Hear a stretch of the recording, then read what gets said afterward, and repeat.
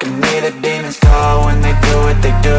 And now I feel like taking off, find a place with a view. The pain is never gonna stop if it's controlling you. I know that time can heal it all, I just gotta get through. I just gotta get through, I just gotta get through. Cause I feel like taking off, find a... So, unang-una po sa lahat, maraming salamat sa inyo, no? Dahil nasimulan natin itong araw na ito na kompleto tayo. Napaunakan niyo ako na magkaroon ng one day league. Maraming salamat. Palakpakan niyo po ang sarili niyo. Bali sa darating po na halalan ay iba pala. So yun, konting na lang, no? Simple lang naman, bilang commissioner, simple lang yung gusto ko sa laro na to. Ito ay isang friendly competition game, no? Pag sinabi natin friendly competition game pa rin, pero gusto ko competitive kayo. Okay lang mag-body-body, lagi ko sinasabi. Okay lang, body-body, physikalan. Pero, as much as possible, wala sana manggugulo. Okay? Guys, wala sana manggugulo. Okay ba? Ayos ba? So ito yung ating mga referee, ha. Ayan. Shoutout dyan sa referee natin, Joey. Ito, sir. Good luck sa larawan niya. Ayan. Yan ang mga referee natin, no. Ayan. Basta bring your best sa laro na to. Sa second game, kailangan yung advice ni Chap na dito, kondisyon lahat ng players kasi yung second game, magkakaroon ng konting pahinga lang, so medyo advantage yung first game. So dapat, ready yung mga legs nyo kasi magkakaroon chance, mapupulikan kayo. So, huwag kayo magreklamo na sabihin nyo, Chap, baka pwedeng susunod na lang. Kailangan ready kayo. Man up, yun naman sabi natin, ha. So, kung makramps kayo, wala, ganun talaga yung mechanics ng one day league na to, eh. So, kailangan ready yung heart, body, and soul nyo. Next, heart, body, and soul. So, yun guys, good luck sa ating lahat, ha. Enjoy, have fun. Sa lahat po ng mga players na mga nandito, welcome po natin kayo ng dati pong SK President na ngayon po ay nakatigit sa Team Bistan. Palakpakan po natin. Kunsihara, Eddie, San Gabriel, sa Pilipinas, magandang hapon po. Ayan. Talaga naman ang ating mga komitiga, panguna po siyempre na ating commissioner, sila Vince, sila Pegong, at saka siyempre sila Michael. Hello. At si Sir Magbutang pa. Kasama ko, kuya. Magandang hapon po sa ating lahat. Most of you po siguro ay nakita na ako sa ilang mga paliga na nagdaan. Muli po si SK Amy San Gabriel po, yung dating Pangulo ng mga SK last 2018 to 2023.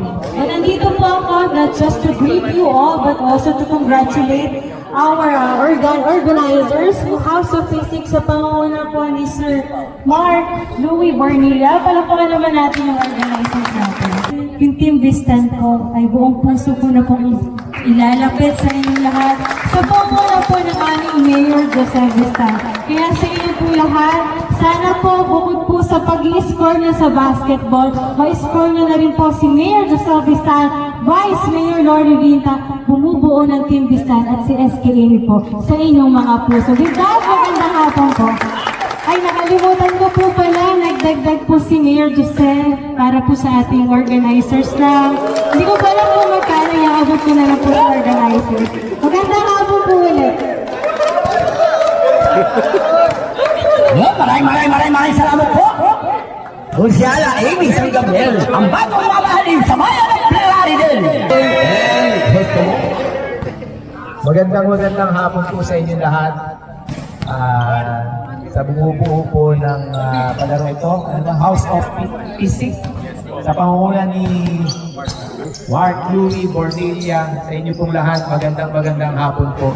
Nawa po yung palaro na ito ay matapos at ganoon din po, sana po maraming kaibigan ang inyo pong makuha sa turnamento pong ito. Muli po, magandang hapon po sa inyong lahat at good luck po sa bawat opponent.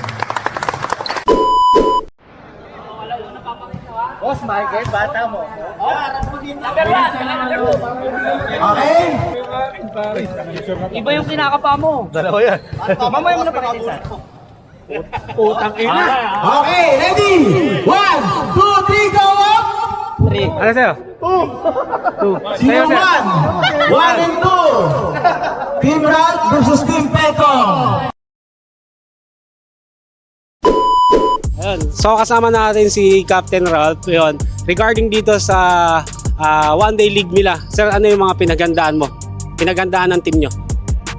Yung endurance saka yung team chemistry. Kasi yung team na binuo ko dito sa Plaridel Draft League, matagal naman ang magkakasama. Yung team chemistry, yun lang. Makakaasa kayo na, kumbaga, bibigyan namin yung best namin. Saka yung mga players namin dito sa One Day League na to ay talaga namang, kumbaga, mga selection dito sa Plaridel. Ayun sir, maraming salamat sa inyo at good luck sa team. Thank you, thank you. So ayun, dito pa rin tayo sa One Day League. Ayan, kasama pa rin natin ang isa sa utak ng Plaridel Draft na to, si Sir Hoson. Ayan. So sir, ano ang masasabi mo sa Plaridel Draft na to na nagkaroon kayo ng One Day League? Itong pangyayari na to nabuo lang sa simpleng pag-uusap lang namin ni Champy. Ngayon, sabi namin, sakto, puro holiday break. Saktong magandang opening ng taon, magsimula ulit ng papawis. Sabi naman niya, para may thrill, gawa tayo ng One Day League para maging friendly competition, pero competitive way. Then yan, hanggang ngayon, nandito na tayo. Ngayon, nagkaroon ng pagbuo sa aming 4 na captain ball. Gumawa kami ng kanya-kanyang pick. Yun, nasa na tayo ngayon, maglalaban-laban na. So meron kaming magandang laban na maaasahan yan. At balita ko, marami daw ang mas magagaling na pumasok ngayon. Malamang kasi yung iba halos semi or pro na yata yung iba ngayon.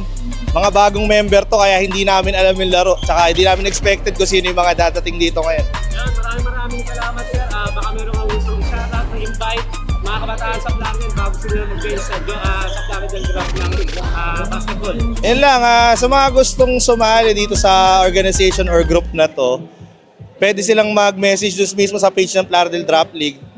Yan lang kasi okay, maghanap sila ng kakilala nila doon nang ma-endorse sila.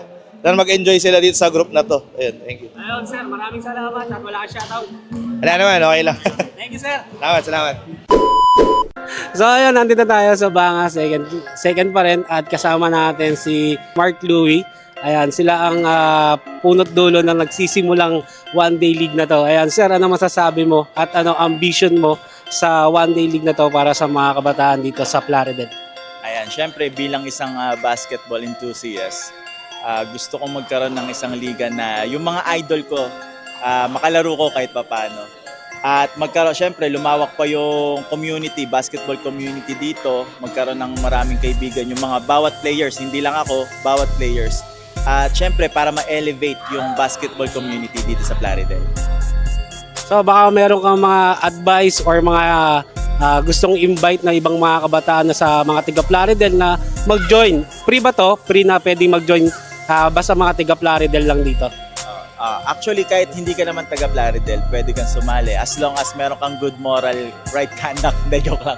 Kailangan may good character ka, syempre. Yun yung unang-una kong tinitingnan dito eh. Yun yung unang-una naming tinitingnan dito, yung attitude talaga. Kasi syempre, madaming magagaling na basketball player pero konti lang yung may magagandang attitude. Ayun, then pwede kayo sumali sa parating na Season 3 ng Plaridel Basketball Draft League. Magpo-post kami sa aming official page at pwede kayo mag-inquire doon. Ayan. Baka meron kang mga gustong pasalamatan, sir. Ayan, nagpapasalamat ako sa mga kumakandidato ngayon na sumuporta sa amin. Siyempre sa House of Physique, yan. Kung gusto nyo magpaganda ng katawan, pumunta na kayo sa gym namin. Yan, marami kaming mga instructor doon and napakaganda ng bago naming gym. Ayun, maraming salamat sa iyo, Sir Champ, at abangan pa natin yung mga event na gaganapin ng Plaridel Draft. Thank you. Thank you po. Salamat. So ayun, dito pa rin tayo sa One Day League at kasama naman natin syempre si Commissioner Michael Asuncion. Sir, ano ang vision ninyo sa liga na to?